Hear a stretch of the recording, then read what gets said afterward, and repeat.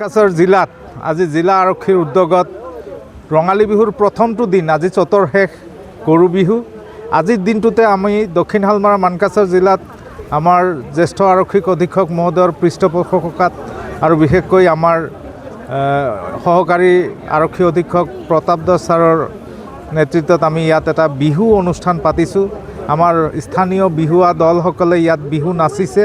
তেখেতসকলৰ বিভিন্ন অঞ্চলৰ মানকাছাৰ বাঘাপাৰা চুকচৰ ফেকামাৰী অঞ্চলৰ বিহু নৃত্য দল আহি ইয়াত বিহু নাচিছে। লগতে আমাৰ বিশেষভাৱে আমন্ত্ৰিত আমাৰ গোৱালপাৰা জিলাৰ আগিয়াৰ উৰ্পদ সাংস্কৃতিক বিহু হুঁচৰি দলক আমি আমন্ত্ৰণ কৰি আনিছিলোঁ।